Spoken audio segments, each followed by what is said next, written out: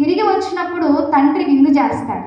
విందు చేసినప్పుడు ప్రియులారా, ఆ యొక్క విందు చేస్తున్నటువంటి సందర్భాన్ని పెద్ద కుమారుడికి తెలియచేయబడతా ఉంది.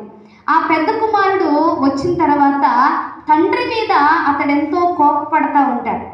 కోపపడినప్పుడు ఆ తండ్రి పెద్ద కుమారుడిని బ్రతిమాలుతాడు. ఎక్కడికి రమ్మని? లోపలికి రమ్మని బ్రతిమాలుతాడు. అయ్యా, ఉన్నదంతా నీదే కదరా, నువ్వు లోపలికి రాయ్యా అని చెప్పి బ్రతిమాలుతూ ఉంటాడు. ప్రియ దేవుని బిడ్డలారా, తండ్రి ఎంత బ్రతిమాలినప్పటికీ కూడా ఆ కుమారుడు లోపలికి రావడానికి ఇష్టపడలేదు. అతడు బయటే ఉన్నాడు. కానీ తప్పిపోయినటువంటి కుమారుడైతే తిరిగి వచ్చి లోపల ప్రవేశించాడు. హల్లెలూయా, హల్లెలూయా. ప్రియ దేవుని బిడ్డలారా, తండ్రితోనే ఉన్నాడు కానీ తండ్రి సంతోషంలో పాలు పంపులు పొందలేనటువంటి వాడిగా వెలుపలే ఉన్నాడు పెద్ద కుమారుడు. కానీ చిన్న కుమారుడు తప్పిపోయినప్పటికీ తన తప్పు తెలుసుకొని మరలా తండ్రి దగ్గరికి వచ్చి, అయ్యా, నీకును పరలోకపు తండ్రికి విరోధముగా నేను పాపము చేస్తున్నాను, నీ కుమారుని అనిపించుకొనడానికి నేను యోగ్యుని కాను అని చెప్పి ఆ క్షణంలోనే వారసత్వ హక్కును సంపాదించుకున్నాడు. ప్రియ దేవుని బిడ్డలారా, ఈ రోజున దేవుని సన్నిధిలో ఉంటున్న మనము దేవునితో పాలు పంపులు కలిగి ఉన్నామా, లేక పెద్ద కుమారుడు వలె బయటే నిలబడి ఉన్నామా?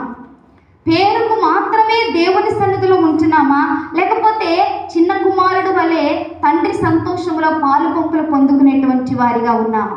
ఏ స్థితిలో ఉన్నామో ఒకసారి మన ఆత్మీయ జీవితాన్ని పరిశీలన చేసుకోవలసిన వారమై ఉన్నాం, పరీక్షించుకోవలసిన వారమై ఉన్నాం. ప్రియ దేవుని బిడ్డలారా, ఈ రోజున మరి కునికి నిద్రించేటువంటి సమయం ఇది కాదండి. విరామము కలిగించేటువంటి సందర్భాలు కావు. ప్రియ దేవుని బిడ్డలారా, కన్నీళ్లతోనూ మహారోదనములతోనూ ఉపవాసములతో దేవుని సన్నిధిలో అంగలార్చేటువంటి గడియలు. ప్రియ దేవుని బిడ్డలారా, ఈ రోజున మన ఇంటిలో ఎందరో చచ్చిపోయిన వారిగా ఉన్నారండి. చచ్చిపోయిన వారి కోసం మనం ఏం చేయాలి? ఏమండి, ఒక వ్యక్తి ఇంటిలో చనిపోతే ఆ వ్యక్తి కోసం ఏం చేస్తాం? ఏం చేస్తారండి? నిద్రపోతూ ఉంటామా? చనిపోయిన వ్యక్తిని పక్కన పెట్టుకొని నిద్రపోతామా? ఆ ఇంటిలో ఏముంటుంది? మహాశోకం ఉంటుంది, కన్నీరు ఉంటుంది, రోదన ఉంటుంది.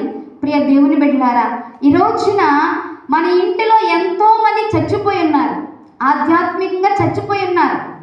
ఒకవేళ నీ ఇంటిలో నువ్వు ఒక్కదానివే బ్రతికున్నావేమో ఆధ్యాత్మికంగా. అయితే బ్రతికున్న నీవు చనిపోయిన వారి కొరకు నిద్ర ఎలా పోగలుగుచున్నావు?